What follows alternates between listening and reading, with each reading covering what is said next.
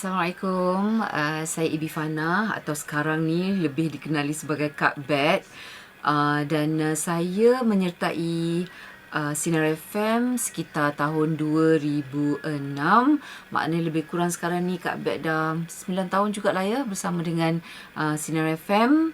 Dan ada macam-macam kenangan pahit manis, tapi saya lebih suka nak kenang yang manis-manis je lah kan. Dan antara kenangan yang tak boleh saya lupakan sepanjang pembabitan saya dalam bidang penyiaran radio ni, masa mula-mula dululah, masa masa muda beliau gitu, adalah juga orang yang ajak bermadu. Serius. Yang ajak tu bukannya suami, isterinya. Aduh. Tapi itulah dia, kehidupan ni kan ada turun naiknya juga. Sama juga dengan tugasan Kak Bet. Ada juga yang betul-betul menyentuh perasaan saya. Dan sebagai penyampai Sinar FM, kita ni kebanyakan dah berkeluarga. Jadi kita sangat peka dan prihatin lah dengan keadaan atau kebajikan mereka yang memerlukan bantuan kan. Jadi kita cuba berikan semangat supaya mereka tu tak berapa rasa down sangat lah.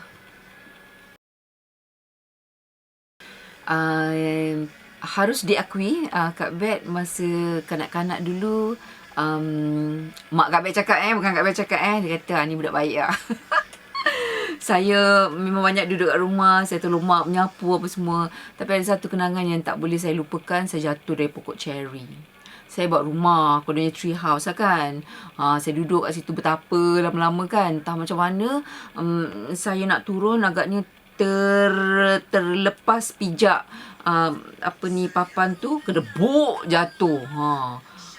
Nasib baik tak ada apa-apa, tapi sakit jugalah belakang kan. Dan pengalaman yang kedua tu, kena tinggal bas sekolah.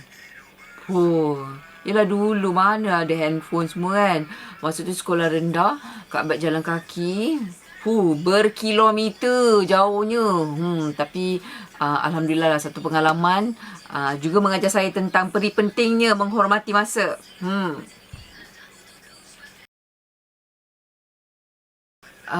Alhamdulillah, setiap apa yang kita ada ni, termasuklah tugasan saya sebagai seorang penyampai di sini ni, adalah satu anugerah, adalah rezeki yang Allah berikan. Dan memanglah mana ada tugasan yang tak ada cabaran dan juga ujian kan.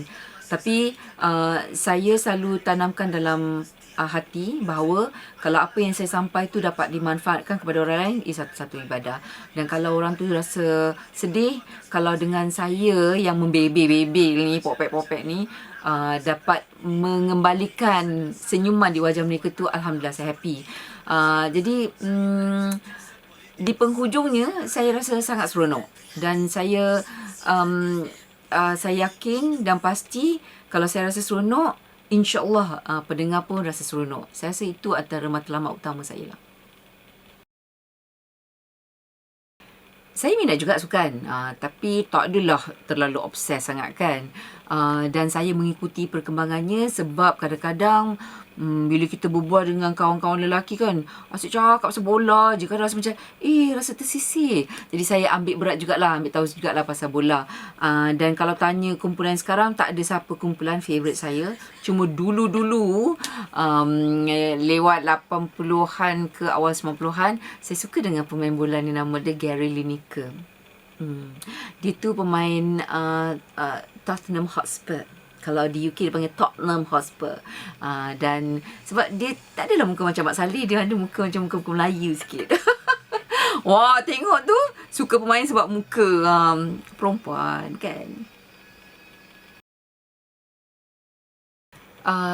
Ada beberapa filem yang saya suka, yang saya senangi.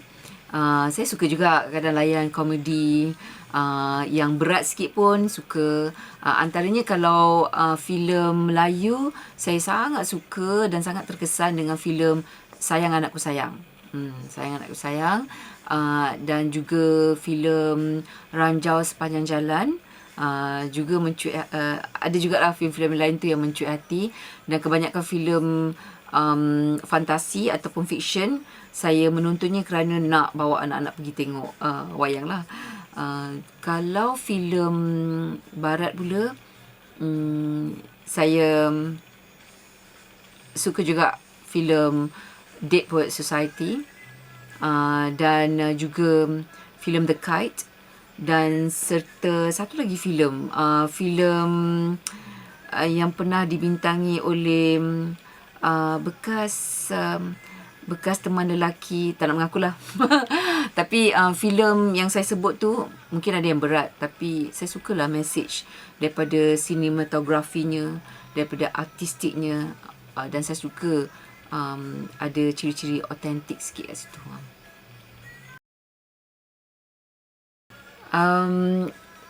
Memandangkan saya dalam bidang penyiaran dan dalam bidang hiburan, Alhamdulillah sempat bertemu dengan ramai selebriti, dan kalau selebriti tanah air ni antara insan yang saya kagumi, bukan saja dengan bakat yang Allah anugerah, juga dengan kepribadiannya, iaitu Allahyarham Datuk Sharifah Aini. Memang tak ada dua tiganya lah, the one and only Allahyarham Datuk Sharifah Aini. Dan kalau cakap tentang selebriti luar negara pula, saya sangat menyenangi Maher Zain. Saya pernah menemu bual dia, dan dia seorang yang sangat merendah diri, dan senang didekati. Kita tak rasalah macam kita tengah menemu bual seorang superstar ke, tak. Dan dia sempat juga berkongsi dengan saya tentang pengalaman dia yang dibesarkan oleh ibunya, seorang ibu tunggal. Berdepan dengan orang yang saya tak suka, tapi saya rasa lebih kepada saya berdepan dengan orang perangainya yang saya tak suka. Sebab kalau kita cakap kita tak suka dengan orang tu pun makhluk Allah juga kan. Saya akan cuba hindari, sebab saya tak nak nanti hati saya berbolak-bolak kan. Tetapi tidaklah sampai saya putuskan silaturahim itu, ya. Dan kadang-kadang orang tu perangainya sedemikian, ada sebab-sebab tertentu yang kita pun tak tahu kan. Jadi saya cuba sedaya upaya berbaik sangka. Dan saya pernah jumpa juga orang yang perangai teruk sangat-sangat kan. Kadang kita macam, ni tak ada perasaan ke kan. Suka tikam belakang lah, suka hembuskan kata-kata kesat apa semua. Tapi Alhamdulillah ada yang berubah kan.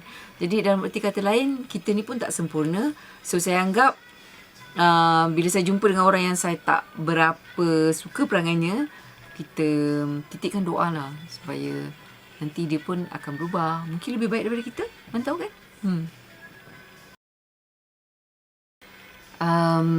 Sebagai manusia kan, kita pasti tak sepi daripada menghadapi macam-macam cabaran dan juga ujian.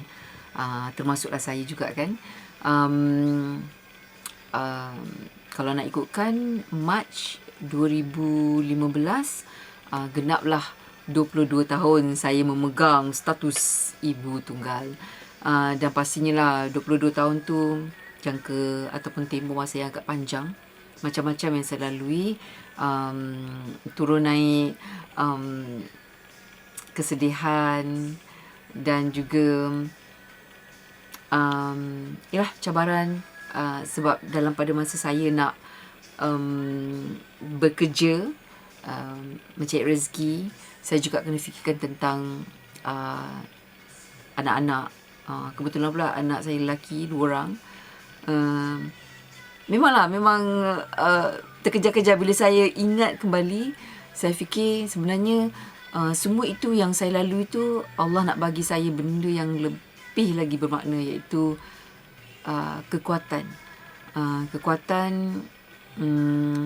Dan kekuatan tu memang tak boleh belajar lah.